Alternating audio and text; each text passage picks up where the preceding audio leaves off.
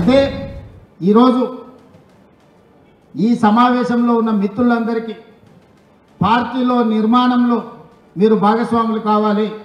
ఈరోజు మీకు పిసిసి అధ్యక్షుడు ఇచ్చే బాధ్యతను మీరు బాధ్యతాయుతంగా నెరవేర్చాలి. మీరు ఇప్పుడు వైస్ ప్రెసిడెంట్ జనరల్ సెక్రటరీ అయిపోయినాం కాబట్టి మా రాజకీయ జీవితం నల్లేరు మీద నడక అనుకుంటే మీ అపాయింట్మెంట్ 3 ఇయర్సే, గవర్నమెంట్ ఇంకా 4 సంవత్సరాలు ఉంటుంది. దాదాపు 3.5 సంవత్సరాలు 6 నెలలు ఎట్లాగూ 2029లో ఎన్నికలు వస్తాయంటున్నారు కాబట్టి ఇంకా 4 ఏళ్ళు ప్రభుత్వం ఉంటుంది. సరిగ్గా ఎన్నికల ముందు పనిచేయని వాళ్ళను తప్పకుండా పిసిసి అధ్యక్షుడు బాధ్యతల నుంచి తప్పిస్తాడని నేను సంపూర్ణంగా విశ్వసిస్తున్నా. అందుకే ఈరోజు ఇక్కడ ఉన్న వాళ్ళు గ్రామ కమిటీలు, మండల కమిటీలు, జిల్లా కమిటీల నిర్మాణంలో, పార్టీని బలోపేతం చేయడంలో, సంక్షేమ పథకాలను ప్రజల దగ్గరికి తీసుకెళ్లడంలో, సంక్షేమ పథకాలు అందని ప్రజలకు ఆ పథకాలను అందుబాటులోకి తీసుకొచ్చి వాళ్ళ తరఫున ప్రభుత్వంతో సమన్వయం చేయడంలో మీరందరూ బాధ్యత తీసుకోవాల్సిన అవసరం ఉన్నది. ఇవాళ రాబోయే స్థానిక సంస్థలలో నాయకుల ఎన్నికలు అయిపోయినాయి, ఎమ్మెల్యేలు, ఎమ్మెల్సీలు. ఇప్పుడు కార్యకర్తల ఎన్నికలు రాబోతున్నాయి. కార్యకర్తల ఎన్నికల్లో ఎవరైతే కష్టపడతారో, కార్యకర్తలను కష్టపడి ఎవరైతే గెలిపించుకుంటారో వాళ్ళు తిరిగి నాయకులుగా రాష్ట్ర స్థాయికి ఎదుగుతారు. అందుకే ఈరోజు పార్టీ నిర్మాణంలో భాగస్వాములు కావాలి. స్థానిక సంస్థల ఎన్నికల్లో పార్టీ కార్యకర్తలను గెలిపించుకోవాలి. అప్పుడే పార్టీ బలోపేతం అవుతుంది. పార్టీ బలోపేతమైతే రెండవసారి కాంగ్రెస్ పార్టీ తిరిగి అధికారంలోకి వస్తుంది.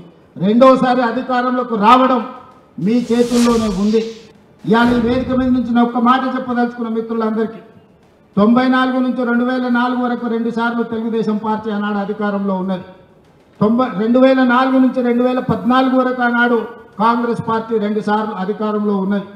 2014 నుంచి 2023 వరకు టీఆర్ఎస్ 2 సార్లు అధికారంలో ఉన్నది. 2023 నుంచి 2033 వరకు 10 సంవత్సరాలు కాంగ్రెస్ పార్టీ తప్పకుండా అధికారంలో ఉంటుంది. ఈరోజు ఎవరెవరైతే పార్టీ కోసం పనిచేస్తారో ఈ 10 సంవత్సరాలలో మిమ్మల్ని కాపాడుకున్న బాధ్యత పార్టీ తీసుకుంటుంది. మీనాక్షి నటరాజన్ గారు తీసుకుంటారు. ఈరోజు పార్టీకి ఆ తర్వాత తరం మీరు తెచ్చుకోవాలి. నేను 10 ఏళ్ళ అధికారాన్ని నడిపించే వరకు నేను బాధ్యత తీసుకుంటా.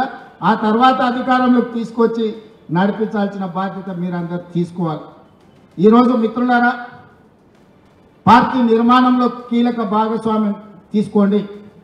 పార్టీని నిర్మించడంలో ముందు ఉండండి.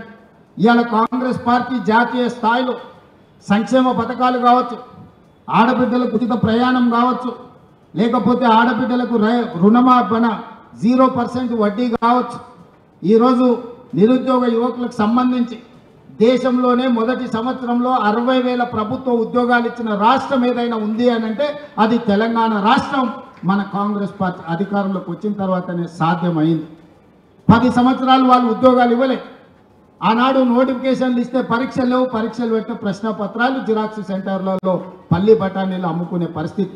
పబ్లిక్ సర్వీస్ కమిషన్ అంటే అదొక దళారుల అడ్డగా మార్చింది. కానీ మనం వచ్చిన తర్వాత వీటన్నిటిని ప్రక్షాళన చేసి 60,000 ప్రభుత్వ ఉద్యోగాలు ఇవ్వడం జరిగింది. అదేవిధంగా విద్యకు సంబంధించి టీచర్ల బదిలీలు 10 ఏళ్ళు చేయలే, 16 సంవత్సరాలు ప్రమోషన్లు ఇవ్వలే. మనం అధికారంలోకి వచ్చిన వెంబడే 35,000 మంది టీచర్లను బదిలీ చేసినాం, 22,000 మంది టీచర్లకు ప్రమోషన్లు ఇచ్చినాం, 11,000 మంది టీచర్ల నూతన నియామకాలు చేపట్టి విద్య మీద ఫోకస్ పెట్టి పేదవాడికి విద్యను అందించాలి. ఈ దేశ భవిష్యత్తు తరగతి గదుల్లో ఉంది అని చెప్పి ఈరోజు కాంగ్రెస్ పార్టీ నిర్ణయం తీసుకున్నది.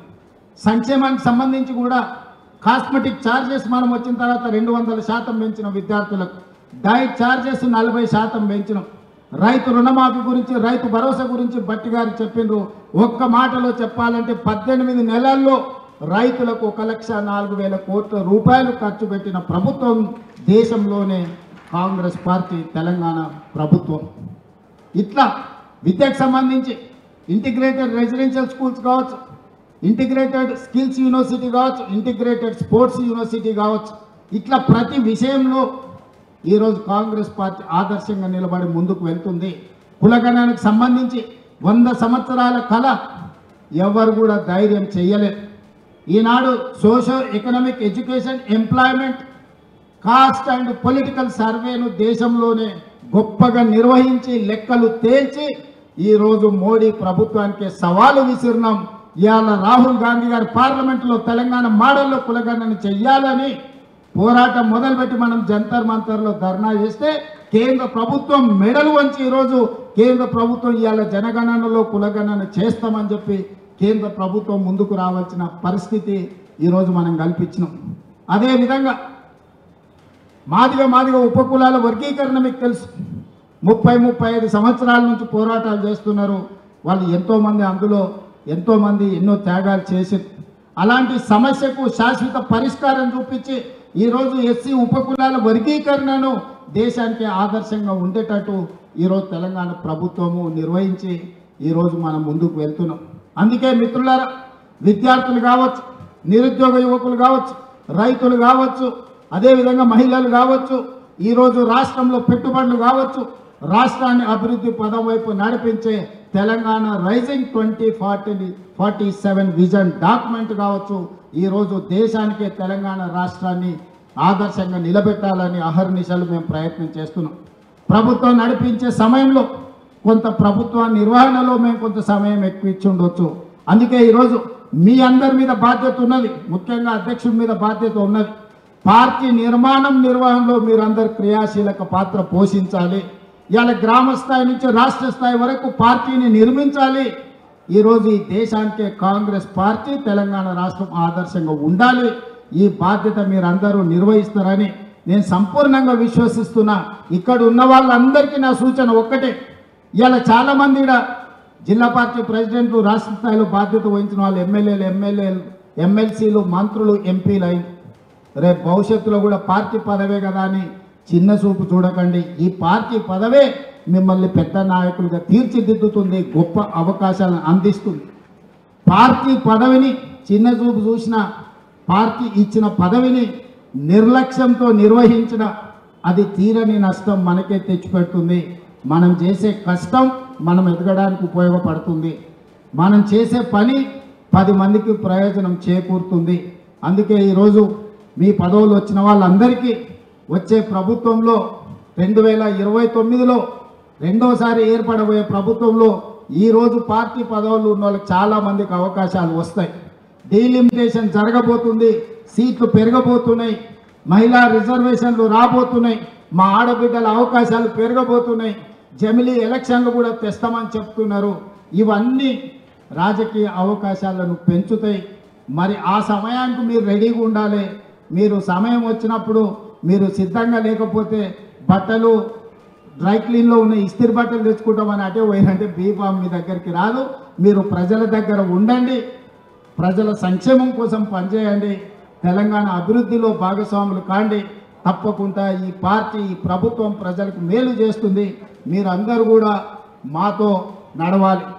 ఇంతకుముందు పిఎస్సిలో మహేష్ గౌడ్ గారు ఒక మాట చెప్పింది, ఈ 18 నెలల పరిపాలన ఒక గోల్డెన్ పీరియడ్ అని. ఈ గోల్డెన్ పీరియడ్ని ప్రజల దగ్గరికి తీసుకెళ్ళాలి. పనిలో మేము నిమగ్నమైనం. ప్రసార సాధనాలు మనకు కొన్ని సహకరిస్తే, కొన్ని సహకరించవు. కానీ ప్రజలకు, ప్రభుత్వానికి అనుసంధానంగా మీరే పని చేయాలి. గ్రామాలలో ప్రభుత్వం చేస్తున్న పనులను చర్చకు పెట్టండి. 10 సంవత్సరాల వాళ్ళ పరిపాలనను, 18 నెలల మన పరిపాలనను అంచనా వేయమనుంది. మీరు సవాల్ చేయండి సూటిగా, మీరు లెక్కలు తీసుకోండి, లెక్కలతో మనం జవాబిద్దాం. ఏ విషయంలో అయినా సరే, విద్య కానీ, వైద్యం కానీ, రైతు రుణమాఫీ కానీ, రైతు భరోసా కానీ, లేకపోతే ఆర్టీసీలో ఉచిత ప్రయాణం కానీ, మహిళలకు 0% వడ్డీ కానీ, ఏ విషయమైనా సరే 10 సంవత్సరాలలో వాళ్ళు ఏం చేసిండ్రు, 18 నెలల్లో మనమేం చేసినామో లెక్కలు చెప్పి ప్రజల్ని ఒప్పించి రాబోయే రోజుల్లో పార్టీ నిర్మాణంని ముందుకు తీసుకువెళ్దామని తెలియజేస్తూ మీ అందరి దగ్గర సెలవు తీసుకుంటున్నా. మరొక్కసారి నూతనంగా బాధ్యతలు చేపట్టిన వాళ్ళందరినీ కూడా మనస్ఫూర్తిగా అభినందిస్తున్నాను. ధన్యవాదాలు మిత్రులారా. మీటింగ్ ఉంటుంది, కూర్చోండి. మీటింగ్ ఉంటుంది. ముఖ్యమంత్రి గారు డిప్యూటీ